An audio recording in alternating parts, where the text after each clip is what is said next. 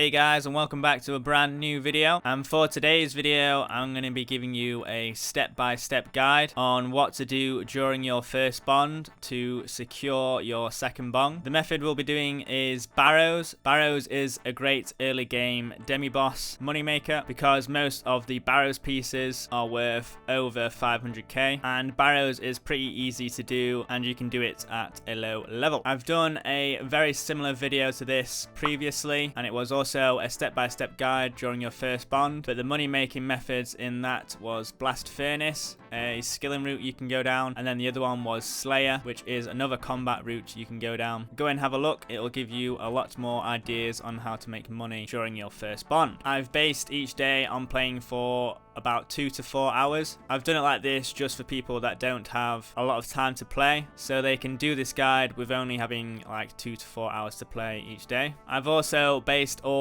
the initial levels off a video I did, which was a checklist of things you need to do before you go to members. So if you've not checked that one out either, then go and have a look. We get to start doing Barrows runs on day 7 or day 8, depending on how much you play. Everything before that is preparation for the Barrows runs, and at the end of the video I'm going to do my own Barrows run in the gears that we have acquired, just so you can have an idea of what you need to do during Barrows so you don't die, and so you can do it efficiently to make as much moolah as possible. So without further ado, let's get straight into the video.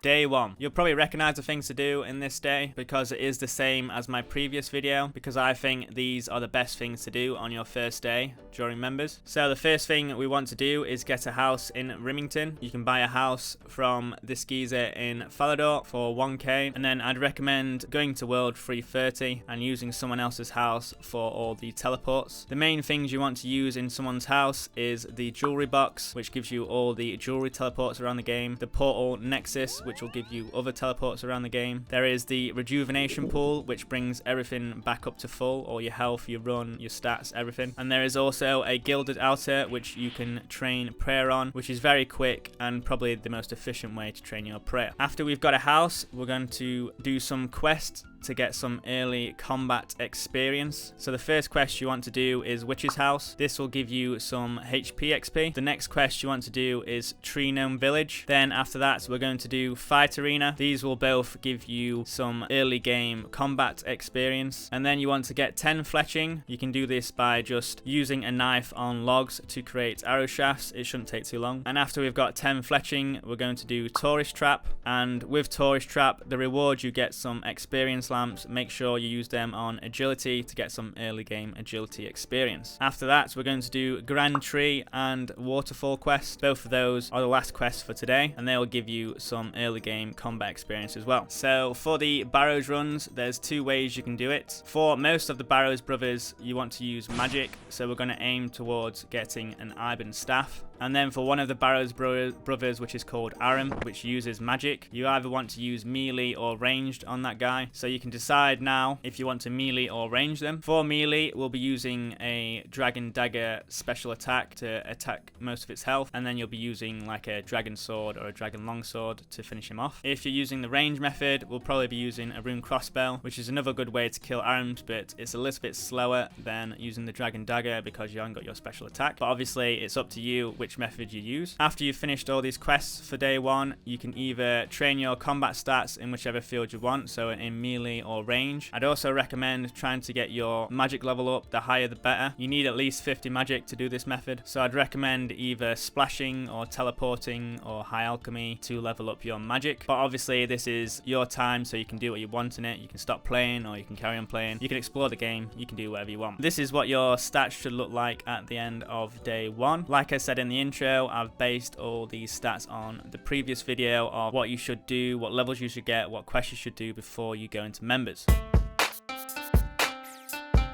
Day 2. So today we're going to do Priest in Peril to start the day off, which will unlock us Mauritania. Mauritania is a very important area in the game. It's got a lot of useful stuff in the game, and it also has the Barrows area. After that, we want to do Merlin's Crystal to get some quest points, but it is a prerequisite for the quest Holy Grail, and Holy Grail will give us some early prayer and defense experience. Again, you're going to want to have as high a prayer as possible. The minimum is 43, but I'm going to get into all the stats stats that you need for Barrows later in the video. After this, we're going to do the Client of Korend quest and use the experience lamps in runecrafting. Just some brief advice: if you do get an experience lamp and you can use it in runecrafting, always use it in runecrafting, in my opinion, because runecrafting is the slowest and longest skill to do. So save yourself a lot of time and try and get as much free experience in runecrafting as you can. After this, we're going to do the natural history quiz, which is in Varrock Museum. It's a fairly easy quiz. This will give us some early game Slayer and Hunter experience. And then after that, to finish the day off, we're going to do the Lost City quest. And once we have got 60 attack, which we can wield dragon weapons with, the Lost City quest allows us to use a dragon dagger. So that's the end of day 2. What I would recommend you do at the end of this day, if you've got time, is start to train your agility, train your combat levels, and also, if you can, train your magic. Like I'm going to say pretty much at the end of every single day, the higher levels your combat, magic, and prayer are, the better for Barrows. Also agility as well, because you will need to run quite a lot in Barrows, so the higher agility level you have, the better. This is what your stats should look like at the end of day 2.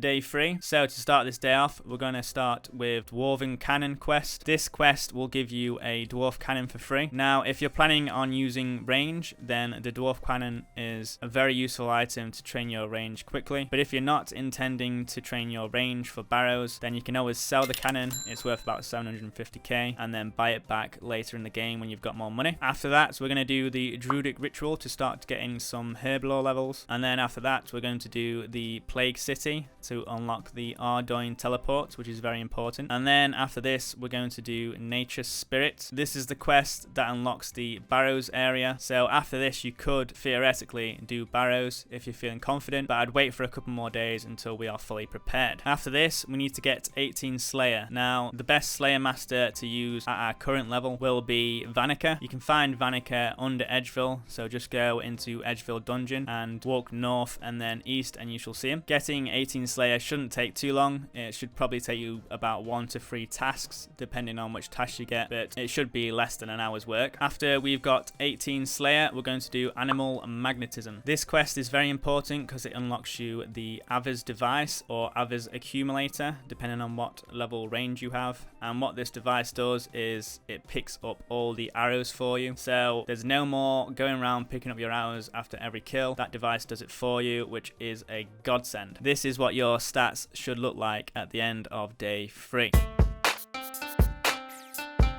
So day 4, we're going to start the day off by doing some thieving. We need level 23 thieving, which can be achieved by pickpocketing men or pickpocketing ham members or pickpocketing stalls. I'd recommend stealing from cake stalls in Ardoin because it is normally the easiest and most efficient way to train your thieving at early levels. After this, we're going to do the Lost Tribe quest, and then after that, we're going to do Death to the Dorgashin. After we've done Death to the Dorgashin, we're going to do a quest called Another Slice of Ham, one of my favorites, because you do get an item called the Ancient Mace. And what's good about this item is that when you use the special attack, whatever you hit, you get back in prayer points. And you can also use the Ancient Mace's special attack when you've got full prayer, and it will add the extra prayer on top of your full prayer. Today, we're going to be spending quite a lot of money because we're going to need to get 43 prayer. It's very easy and quick to do on Gilded Altars in someone's player-owned house. All you have to do is bring some money with you, bring the noted bones, and you can unnote them from files outside the house and then go into someone's house and use them on the Gilded Altar. I've calculated it to be just over 100 bones to get to 43, but obviously you might need to buy a little more or a little less, so it should cost you around 300k. After this, we're going to do a mini quest which is called Alfred Grimhand's Bar Crawl. This quest is a prerequisite for the next quest, but at the end of this quest you can toggle on an option which is to destroy your vials after you've drank them all, which I would recommend putting on. Now, after the bar crawl, we're going to do our first fairly difficult quest of the bond, which is called Horror from the Deep.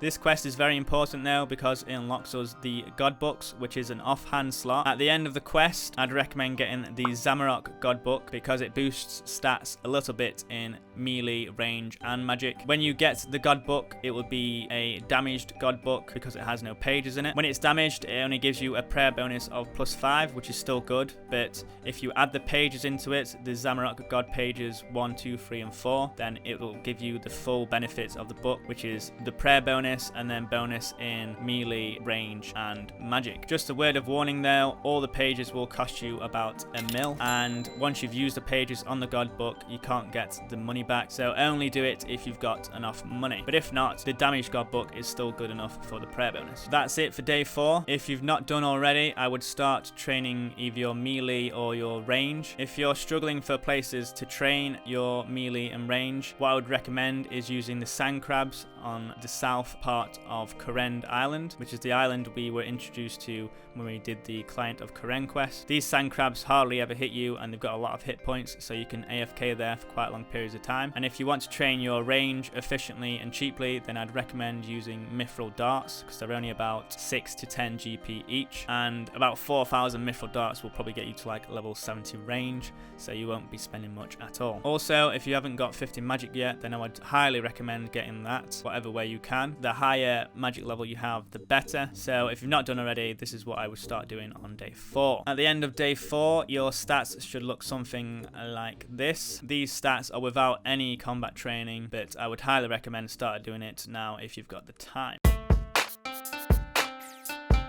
So for day 5, we're going to start with a little bit of a grind. We need to get 40 wood cutting, and then after that we need to get 25 fletching. This is to make a lyre in a quest called Fremnik Trials, which is what we're going to do next. But if you don't want to get these requirements, the 40 wood cutting and 25 fletching, you can kill an NPC to get the lyre as a drop, but that will take probably just as much time as it would to do these levels. So we're going to do the quest Fremnik Trials today. It's a pretty long quest, but it's fairly easy, especially compared to Horror from the Deep. If you've decided to do the range method, then I would buy the Archer Helm and the Farseer's Helm. The Archer Helm boosts your range, the Farseer's Helm boosts your magic, and if you've decided to do the melee method, then I would buy the Berserker Helm instead of the Archer Helm. These helmets will be our best in slot for our first initial Barrows runs. After that, we've got 3 more quests. The first one is Sea Slug. The next one is Recruitment Drive, which you need to be a female character for, but that is part of the quest, so don't worry about that. And then after that, we're going to do the Wanted quest. All of these quests are to unlock this armor called Proselyte, which boosts your prayer bonus by quite a lot, and it is probably one of the best armors to use when you're praying a lot. At the end of day 5, your stats should look a little something like this.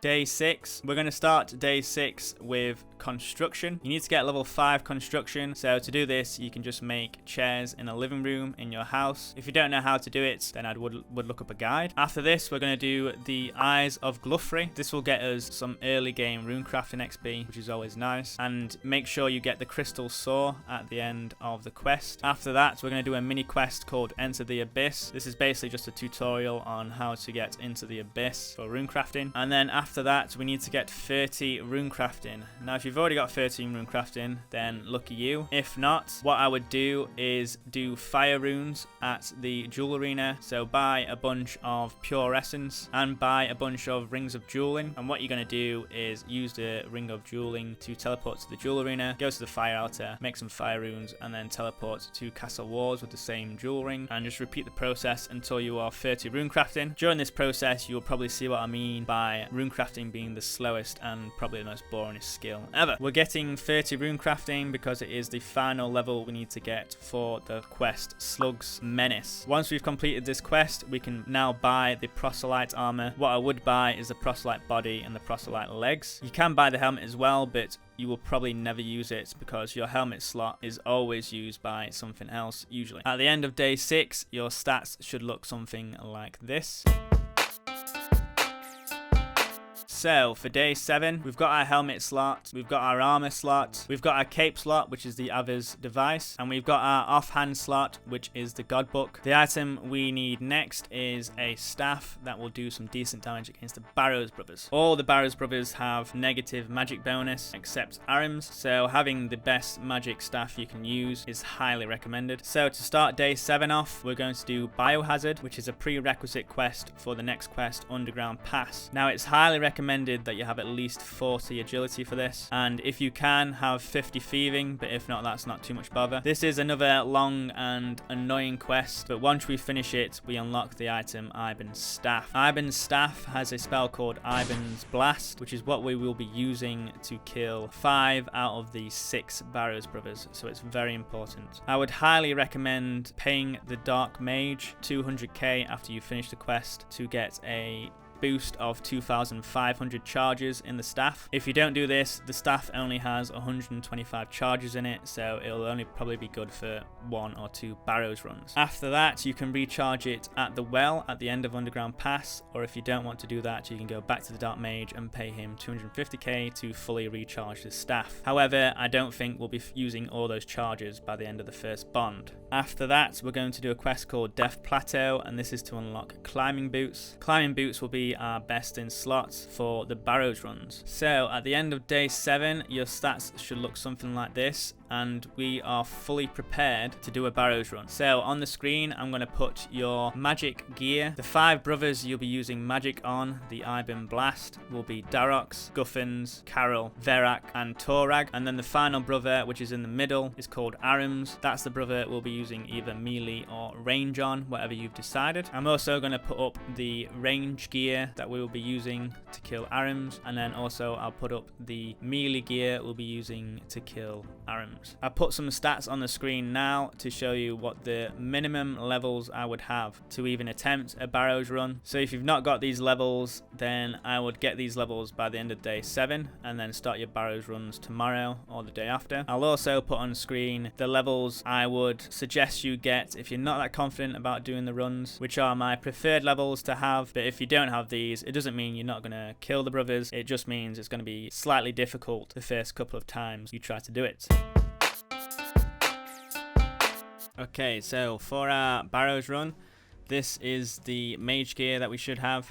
We've got the helmet, we've got a glory and a combat bracelet, climbing boots, and for the ring slot you can have Explorer's Ring or a Seer's Ring if you can afford it, or a Ring of Life, or you can also have a Ring of Recoil. All of those are good options. And then I've got Mithril bolts. You can buy better bolts, but these are the minimum that you should really have. And then if you're gonna range Arams, this is the inventory you should have. I've also got a Dragon Dagger in there just to use the spec on this example run. You don't have to have the Dragon Dagger. It's fine just ranging Arams. And then if you've decided to melee Arams, this is what your invent should look like. You've got the Dragon Dagger to use the spec, and then a Dragon Sword or a Dragon Longsword to finish him off. Also bring some combat potions, because Aram can weaken you, so you can use the combat potions to counteract that if you're meleeing him. For the rest of the inventory, you need a spade, you need some prayer potions, and then you've got some pretty good food. I've got monkfish, and then you've got your runes to cast the Iban's Blast, the fire runes and death runes. It takes 5 fire runes and 1 death rune per charge. And then you've got some house teleport tabs in the bottom right, because we're going to be using people's houses to get to Barrows. Okay, so for the run, we're going to teleport to someone's house. Use anyone's house in World 330. And then we're going to drink from the rejuvenation pool. I always do this, it's just out of habit, but it's a good thing to do because you normally need to restore your stats. And then we're going to use their Portal Nexus, and they should have a Barrows option somewhere.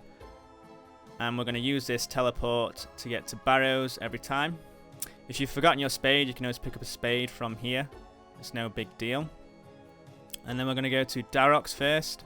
So here's a map of all the brothers. As you can see, 5 of them you want to protect from melee from. And then there's Carols who you want to protect from range. And then there's Arams in the middle who you want to protect from magic. And he's the brother that we're going to use either range or melee on. I always start with Darox and then make my way around the outside and then do Arams last. The reason why I start with Darox is because he's the one that can hit the most, so I like to get him out of the way. You'll notice that one of the 6 brothers will not be in their tomb, and there will be a ladder down to the catacombs beneath. You want to leave that brother till last and just kill all the other brothers, but you'll see in this example what I mean. So we're going to dig into Darrox's tomb, you want to put your protections up before you open the coffin, and then we're just going to kill Darrox with our protection prayers up.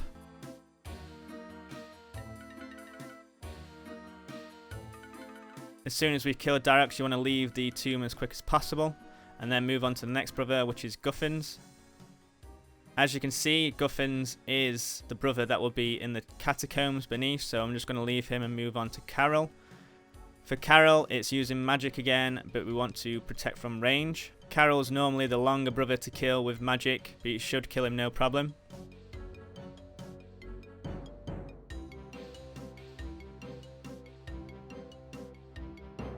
Each time a brother's face comes up on the screen, it's going to deplete your prayer points, so keep your eye on that. We're going to move on to Torag next. He's usually the easiest one. You shouldn't have any problems with Torag. Just protect from melee again.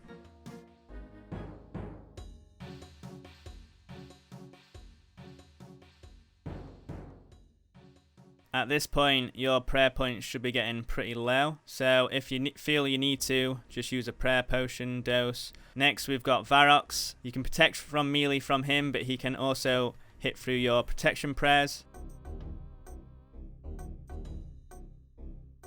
At this point, you can see that a brother's face has come on the screen, so that means it's going to deplete my prayer points to 0. But because Verax is nearly dead, I'm going to risk it a little bit, and I'm not going to take another prayer dose. I'm just going to try and kill him and see if I need to eat any food or not. You want to try and eat food over taking a prayer dose in Barrows. So finally, we're moving on to Arams. Arams, we're going to want to protect from magic.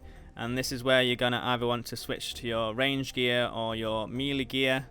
And if you're using a dragon dagger, put your spec into Arams and then finish him off with whichever method you're using. So I'm just going to take a prayer dose and heal up and then go and kill Arams. As you can see, I'm dumping my spec into him. He's weakening me, so my strength has gone down. But because I'm ranging, I'm not too bothered about that. Again, with Arams, because he's nearly dead, if my prayer goes to 0, I'm just going to risk it again and try and kill him without any protection prayers. Obviously, don't do this on your first run. Just make sure you always got your protection prayers up. But after a while, you'll get more comfortable and you should be able to manage your resources a lot better. So now we've killed Arams. We're going to go back to Guffins. And we're going to go down into the catacombs. To kill Guffins, we need to use magic again, so I'm going to put my magic gear on. And I'm going to make sure I turn auto retaliate off, so I don't attack any of the mobs in the catacombs. And basically what we're going to do is make a sprint for the chest in the middle. So you're going to have to look for the doors in the center and see which ones says open. That one there says open for us. So it looks like we're going to have to run all the way around to get to that one. Every time you open a door, there is a chance that the final brother will spawn. If that happens, just run straight past them until you get to the chest in the middle. Make sure your health is fairly high, especially if you've got Darrox. And once we get into the middle, there's a 100% chance that the brother will spawn when we try to open the chest, so we can prepare for the brother a bit more. If you've got Rune Light, it will show you which puzzle is the right answer. As you can see, Guffins has spawned, so I've just ran straight past him. And now I'm going to prepare to kill Guffins in the middle. What you would do here is take a prayer dose just after the face appears, so you get the full benefit of the prayer dose. And then open the chest in the middle, and the final brother will spawn. So I'm just going to try and kill him without taking a prayer dose. If he starts to do quite a lot of damage, like he is now, you can eat food, or you can decide to take a prayer dose and then put your protection prayers up. The first couple of times, I would always take the prayer dose before I fight the last brother. So now we've killed all the brothers, we want to get our potential loot above 88%. This will give us the best odds of getting a Barrows piece. So to do that, just kill some of the mobs in the tunnel. You can either use range or melee. I wouldn't waste any Iban blast charges. And once you hit that 88%, you can loot the chest. Always make sure you've picked up all the loot before you teleport out. And then teleport to house, and then restore your run and prayer at the pool, and just teleport to Barrows again and rinse and repeat until you've run out of supplies. So for the last couple of days, what you'll probably be doing is a lot of Barrows runs, hopefully getting lucky with the Barrows pieces and making quite a lot of money, enough money for your next bond. Other quests and things you can do before your bond finishes is look at doing the Ardoin easy and medium diaries. The Ardoin cloak is a very good cape slot to have at early game. Quests you can look at doing is Ghost Ahoy quest to unlock the Ecto file. There's also fishing contest, and then you can do Fairy Tale Part 1. I would also look at doing the Giant Dwarf quest. This will unlock you Keldagrim, which also unlocks you Blast Furnace, which is a very good money maker for new accounts. I would also look at doing quests to gain some early game farming experience. These quests are the Forgettable Tale, Recipe for Disaster, the Goblin subquest, and Garden of Tranquility. All those quests will give you some early game farming experience, and they'll give you enough farming experience to start doing herb runs. I would also look at doing Gertrude's cat and letting your cat grow after you've completed the quest. Finally, if you've got enough time in your first bond, I would look at trying to do the Fairy Tale Part 2 quest. This quest is very important because it unlocks you fairy rings, which are a very decent way to get around the game, and if you get all these quests done in your first bond, then it is good going. Some other goals, I would look at doing the Nightmare Zone to start imbuing some items, so getting as many Nightmare Zone points as you can. I would also look at doing Pest Control. The main reward from Pest Control is the full Void outfit. I would also look at getting a Dragon Defender, which will be your best offhand slot for many tasks and many situations. I would highly recommend getting full Graceful as soon as you can. It is a bit of a slog, but it's very useful. I pretty much wear it all the time unless I'm doing combat. I would also look at doing farming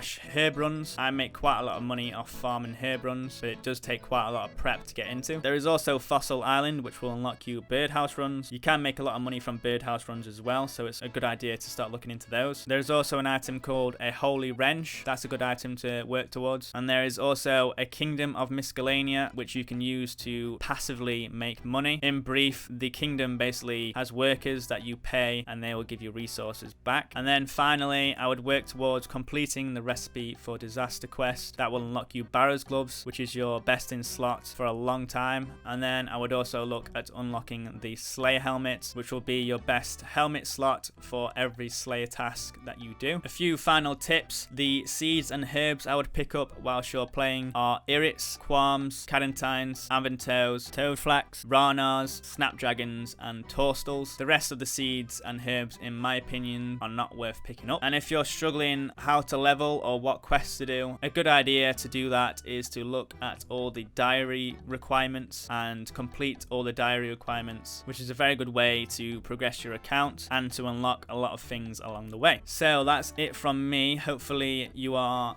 doing Barrows runs fairly easily and making a lot of money. Obviously it's fairly RNG based, but I'm pretty sure you'll get an item eventually. No one's ever gone super dry on Barrows. If you like the video, please leave a like, and if you want to see more content like this, then please subscribe. I am considering making a short playlist out of things you could do to earn your second bond on your first bond, so subscribe for that, and hopefully I will see you guys in the next video or in game.